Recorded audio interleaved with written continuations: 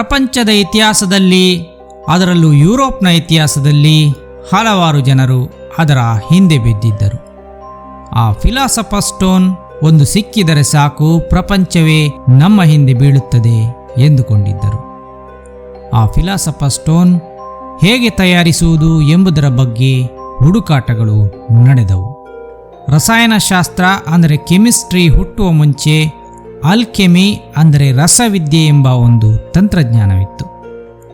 ಲೋಹಗಳನ್ನು ಕರಗಿಸುವುದು, ಅದರಿಂದ ಲೋಹಗಳ ಕಾಂಬಿನೇಷನ್ ತಯಾರಿಸುವುದು ಇತ್ಯಾದಿಗಳನ್ನು ಅವರುಗಳು ಮಾಡುತ್ತಿದ್ದರು. ಇದೇ ರೀತಿಯಲ್ಲಿ ಆ ಫಿಲಾಸಫರ್ ಸ್ಟೋನನ್ನು ತಯಾರಿಸಬಹುದಿತ್ತು ಎಂದು ಹೇಳಲಾಗುತ್ತಿತ್ತು. ಅದಕ್ಕಾಗಿ ಈ ಫಿಲಾಸಫರ್ ಸ್ಟೋನ್ ತಯಾರಿಸಲು ಹಲವರು ಇದರ ಹಿಂದೆ ಬಿದ್ದಿದ್ದರು. ಜೊತೆಗೆ ಆ ಸ್ಟೋನ್ ಈಗಾಗಲೇ ಇದೆ ಎಂದು ಕೂಡ ಅದರ ಹಿಂದೆ ಬಿದ್ದ ಹಲವರಿದ್ದರು. ಆದರೆ ಆ ಸ್ಟೋನ್ ಮಾತ್ರ ಯಾರಿಗೂ ಸಿಗಲೇ ಇಲ್ಲ. ಇತಿಹಾಸದುದ್ದಕ್ಕೂ ಯಾರಿಗೂ ಸಿಗದೇ ಇದ್ದ ಆ ಸ್ಟೋನ್ ಇವತ್ತಿಗೂ ಎಲ್ಲಿದೆ ಎಂದು ಯಾರಿಗೂ ಗೊತ್ತಿಲ್ಲ. ಅಷ್ಟೇ ಅಲ್ಲದೆ ಅದನ್ನು ತಯಾರಿಸುವುದು ಹೇಗೆಂದು ಯಾರಿಗೂ ಗೊತ್ತಾಗಲಿಲ್ಲ. ಸ್ನೇಹಿತರೆ, ಈ ಫಿಲಾಸಫರ್ ಸ್ಟೋನ್ನಿಂದ ಏನು ಉಪಯೋಗ ಎಂದು ನೀವು ಕೇಳಬಹುದು. ಈ ಚಮತ್ಕಾರಿ ಸ್ಟೋನ್ನ ಹಿಂದೆ ಬೀಳಲು ಇದರ ಒಂದು ವಿಶೇಷ ಶಕ್ತಿಯೇ ಕಾರಣ. ಈ ಫಿಲಾಸಫರ್ ಸ್ಟೋನ್ ಯಾವುದೇ ಲೋಹವನ್ನು ಚಿನ್ನವಾಗಿ ಪರಿವರ್ತಿಸುತ್ತಿತ್ತು ಎನ್ನಲಾಗುತ್ತದೆ. ಅಲ್ಲದೆ ಅದರಿಂದ ಅಮರತ್ವವನ್ನು ಪಡೆಯಬಹುದು.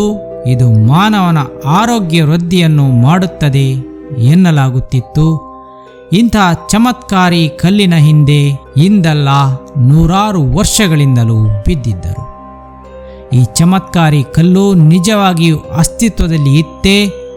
ಇದರ ಬಗ್ಗೆ ಮೊದಲು ಹೇಳಿದವರು ಯಾರು ಎಂದು ನೋಡಹೋದಾಗ ನಮಗೆ ಮೊದಲು ಸಿಗುವುದು ಕ್ರಿಸ್ತ ಶಕ 300ರ ಸುಮಾರಿನ ಕತೆ.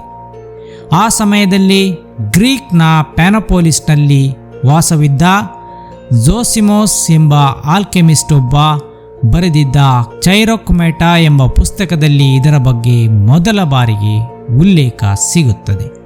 ಈ ಫಿಲಾಸಫರ್ ಸ್ಟೋನ್ ಗ್ರೀಕರ ಮತ್ತು ರೋಮನ್ನರ ದೇಶಗಳಲ್ಲಿ ಕಂಡುಬರುತ್ತಿದ್ದ, ಕೇಳಿಬರುತ್ತಿದ್ದ ಒಂದು ಲೆಜೆಂಡ್ ಆಗಿತ್ತು. ಈ ಫಿಲಾಸಫರ್ ಸ್ಟೋನ್ ಎನ್ನುವುದು ಒಂದು ಪೌರಾಣಿಕ ಸೃಷ್ಟಿಯಷ್ಟೇ ಎಂಬ ವಾದಗಳು ಇವೆ. ಆಡಮ್ನಿಗೆ ದೇವರಿಂದ ಸ್ಟೋನ್ ನೇರವಾಗಿ ಸಿಕ್ಕಿತ್ತು ಎಂದು ನಂಬುವರಿದ್ದಾರೆ.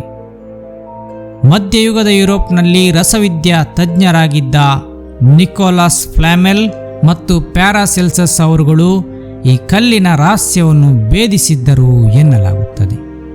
ಈ ಫಿಲಾಸಫರ್ ಸ್ಟೋನ್ ಎನ್ನುವುದು ಕೇವಲ ಒಂದು ಕಲ್ಲಾಗಿರದೆ ಅದೊಂದು ಅಮರತ್ವವನ್ನು ನೀಡುವ ಅಮೃತವೂ ಹೌದೆಂದು ನಂಬಲಾಗುತ್ತದೆ. ಈ ಅಮರತ್ವದ ಕಲ್ಲನ್ನು ಪಡೆದುಕೊಂಡವರು ಅದನ್ನು ಬೇರೆ ಯಾರಿಗೂ ಹೇಳದೆ ಹಾಗೆ ರಹಸ್ಯವಾಗಿಟ್ಟರೆ, ಅಥವಾ ಈ ಕಲ್ಲು ಇದುವರೆಗೂ ಯಾರಿಗೂ ಸಿಕ್ಕೇ ಇಲ್ಲವೇ ಎಂಬ ಅನುಮಾನಗಳು ಬಗೆಹರಿಯದೆ ಉಳಿದಿವೆ. ಈ ಕಲ್ಲನ್ನು ತಯಾರಿಸುವುದು ಹೇಗೆಂದು ಶತಶತಮಾನಗಳಿಂದ ತಿಳಿಯಲು ಪ್ರಯತ್ನಿಸಲಾಗುತ್ತಿದೆ. ಪ್ರಾಚೀನ ಗ್ರಂಥಗಳಿಂದ, ಆಲ್ಕೆಮಿಸ್ಟ್ಗಳಿಂದ ತಿಳಿದಿದ್ದ ಸಂಗತಿ ಏನಾಗಿತ್ತೆಂದರೆ, ಇದನ್ನು ಗಾಳಿ, ನೀರು, ಅಗ್ನಿ, ಪೃಥ್ವಿ ಎಂಬ 4 ತತ್ವಗಳಿಂದ ತಯಾರಿಸಬಹುದು ಎಂಬುದು.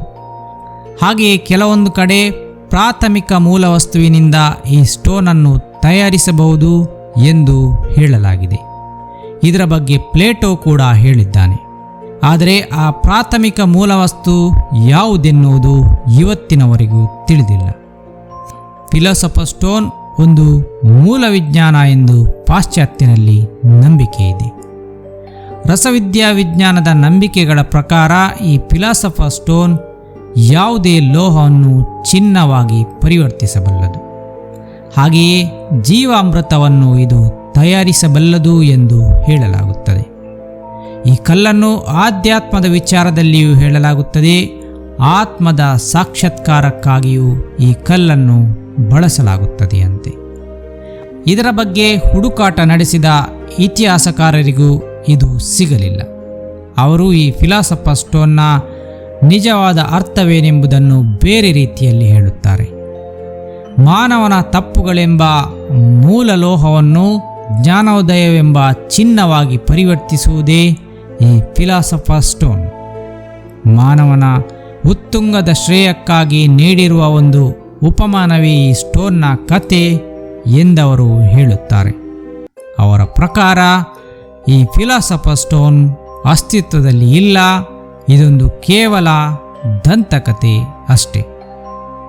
ಈ ಫಿಲಾಸಫರ್ ಸ್ಟೋನ್ ಎನ್ನುವುದು ಪ್ರಾಚೀನ ಕಾಲದಿಂದಲೂ ಲೆಕ್ಕವಿಲ್ಲದಷ್ಟು ಪುಸ್ತಕಗಳಲ್ಲಿ ಕಾಣಿಸಿಕೊಂಡಿದೆ, ಲೆಕ್ಕವಿಲ್ಲದಷ್ಟು ಕತೆಗಳಲ್ಲಿ ಕಾಣಿಸಿಕೊಂಡಿದೆ. ಇದು ಹ್ಯಾರಿ ಪಾಟರ್ನ ಕಥೆಯಲ್ಲಿಯೂ ಬರುತ್ತದೆ. ಆದರೆ ಇದುವರೆಗೆ ಇದನ್ನು ಕಂಡುಹಿಡಿಯಲಾಗಿದೆಯೇ, ತಯಾರಿಸಲಾಗಿದೆಯೇ ಎಂಬ ಬಗ್ಗೆ ಸ್ಪಷ್ಟ ಮಾಹಿತಿ ಸಿಗುವುದಿಲ್ಲ. ಇದು ನಿಜವೋ ಅಥವಾ ಕೇವಲ ಒಂದು ಸ್ಪಿರಿಚುವಲ್ ಸಿಂಬಲ್ ಮಾತ್ರವೋ ಎಂಬ ಬಗ್ಗೆ ತಿಳಿದಿಲ್ಲ. ಆದರೆ ಪ್ರಪಂಚದಾದ್ಯಂತ ಇದರ ಹುಡುಕಾಟ ಸೃಷ್ಟಿಸಿದ ಕ್ರೇಜ್ ಮಾತ್ರ ತುಂಬ ದೊಡ್ಡದಾಗಿತ್ತು. ಪ್ಯಾರಾಸೆಲ್ಸಸ್ನ ಪ್ರಕಾರ ಗಾಳಿ, ನೀರು, ಭೂಮಿ, ಬೆಂಕಿ ಇವೆಲ್ಲವೂ ಆಲ್ಕಹೆಸ್ಟ್ ಎಂಬ ಒಂದು ವಸ್ತುವಿನಿಂದ ಹುಟ್ಟಿದೆ. ಈ ಆಲ್ಕಹೆಸ್ಟ್ ಎನ್ನುವ ಆ ರಹಸ್ಯ ವಸ್ತುವೇ ನಿಜವಾದ ಫಿಲಾಸಫರ್ ಸ್ಟೋನ್ ಎಂದಾತ ಬರೆದಿದ್ದ. 4 ಮೂಲಭೂತ ತತ್ವಗಳನ್ನು ಒಂದು ನಿರ್ದಿಷ್ಟ ಪ್ರಮಾಣದಲ್ಲಿ ಸೇರಿಸಿದಾಗ ಉಂಟಾಗುವ ಆ 5ನೇ ವಸ್ತುವೇ ಫಿಲಾಸಫರ್ ಸ್ಟೋನ್ ಎಂದು ಮಧ್ಯಯುಗದ ಪಾಶ್ಚಾತ್ಯ ಆಲ್ಕಮಿಸ್ಟ್ಗಳು ನಂಬುತ್ತಿದ್ದರು. ನಮ್ಮ ದೇಶದಲ್ಲಿಯೂ ಚಿಂತಾಮಣಿಯ ಉಲ್ಲೇಖ ಬರುತ್ತದೆ. ಇದು ಕೇಳಿದ್ದನ್ನು ಕೊಡುವ ಒಂದು ರತ್ನವೆಂದು ನಂಬಲಾಗುತ್ತದೆ. ಹಾಗೆಯೇ ಉತ್ತರ ಭಾರತದ ಇತಿಹಾಸದಲ್ಲಿ ಹಲವಾರು ಕಡೆ ಕಂಡುಬರುವ ಪಾರಸ್ ಪತ್ತರ್ ಕೂಡ ಇದೇ ರೀತಿಯ ಒಂದು ರಹಸ್ಯಮಯ ಕಲ್ಲಾಗಿದೆ. ಈ ಕಲ್ಲಿನಿಂದ ಕೂಡ ಯಾವುದೇ ಲೋಹವನ್ನು ಚಿನ್ನವಾಗಿ ಪರಿವರ್ತಿಸಬಹುದು ಎಂಬ ನಂಬಿಕೆ ಇತ್ತು. ಆದರೆ ಇದುವರೆಗೂ ಇದು ಯಾರ ಕೈಗೂ ದೊರೆತ ದಾಖಲೆಗಳಿಲ್ಲ. ಪ್ರಪಂಚದಾದ್ಯಂತ ಇಂತಹ ರಹಸ್ಯಮಯ ಕಲ್ಲುಗಳು ಕೇಳಿಬರುತ್ತವೆ. ಪಾಶ್ಚಾತ್ಯರಲ್ಲಿ ಕಂಡುಬರುವ ಫಿಲಾಸಫರ್ ಸ್ಟೋನ್ ಕೂಡ ಅದೇ ರೀತಿಯ ಒಂದು ಕಲ್ಲು. ಅದನ್ನು ನೋಡಿದವರು ಯಾರೂ ಇಲ್ಲ. ಅದನ್ನು ತಯಾರಿಸುವ ಬಗ್ಗೆ ಹಲವರು ಹೇಳಿದ್ದಾರೆ, ಆದರೆ ಅದನ್ನು ತಯಾರಿಸಲು ಯಾರಿಂದಲೂ ಆಗಲಿಲ್ಲ.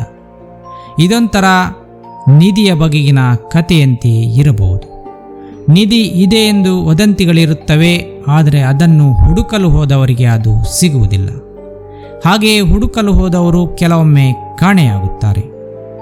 ಹಾಗಾಗಿ ಆ ನಿಧಿಯ ಸುತ್ತ ನಿಗೂಢತೆ ಇನ್ನೂ ಹೆಚ್ಚಾಗುತ್ತದೆ. ಆದರೆ ಇಲ್ಲಿ ನಿಧಿ ಸಿಕ್ಕವರು ಯಾರು ಸಿಕ್ಕಿದೆ ಎಂದು ಹೇಳದೇ ಕುಳಿತಿರಬಹುದು, ಅಥವಾ ನಿಧಿ ಸಿಕ್ಕ ನಂತರ ಊರು ಬಿಟ್ಟು ಪರಾರಿಯಾಗಿರಬಹುದು. ಜನ ಮಾತ್ರ ಆ ಕಾಣೆಯಾದವರ ಹಿಂದೆ ನಿಧಿಯ ನಿಗೂಢತೆ ಎಂದೇ ಕತೆ ಕಟ್ಟುತ್ತಾರೆ. ಇದೇ ರೀತಿಯಲ್ಲಿ ಎಲ್ಡೊರಾಡೋ ಕೂಡ ಹೌದು. ಹುಡುಕಿಕೊಂಡು ಹೊರಟವರಿಗೆ ಸಿಕ್ಕಿಲ್ಲ, ಅಥವಾ ಸಿಕ್ಕಿದ್ದವರು ಅವರು ಹೇಳಿಲ್ಲ. ಫಿಲಾಸಫರ್ ಸ್ಟೋನ್ ಈಗಾಗಲೇ ಇದೆಯೇ, ಇದ್ದರೆ ಎಲ್ಲಿದೆ, ಅಥವಾ ಅದನ್ನು ತಯಾರಿಸುವುದು ಹೇಗೆ ಮುಂತಾದ ಪ್ರಶ್ನೆಗಳಿಗೆ ಉತ್ತರ ಸಿಕ್ಕಿಲ್ಲ, ಅಥವಾ ಉತ್ತರ ತಿಳಿದವರು ಅದನ್ನು ಬಹಿರಂಗ ಪಡಿಸಿಲ್ಲ. ಒಟ್ಟಾರೆಯಾಗಿ ಫಿಲಾಸಫರ್ ಸ್ಟೋನ್ ಇಂದಿಗೂ ತನ್ನ ನಿಗೂಢತೆಯನ್ನು ಉಳಿಸಿಕೊಂಡಿದೆ. ಸ್ನೇಹಿತರೆ, ಇದಾಗಿತ್ತು ಶತಮಾನಗಳಿಂದ ಕಾಡಿದ ರಹಸ್ಯಮಯ ಕಲ್ಲಿನ ಕತೆ. ಹೇಗಿತ್ತು ಇವತ್ತಿನ ಎಪಿಸೋಡ್? ನಿಮ್ಮ ಅಭಿಪ್ರಾಯ ಕಮೆಂಟ್ನಲ್ಲಿ ತಿಳಿಸಿ. ಹಾಗೆ ಮುಂದಿನ ವಿಡಿಯೋದಲ್ಲಿ ಸಿಗೋಣ. ವೀಕ್ಷಣೆಗಾಗಿ ಧನ್ಯವಾದಗಳು.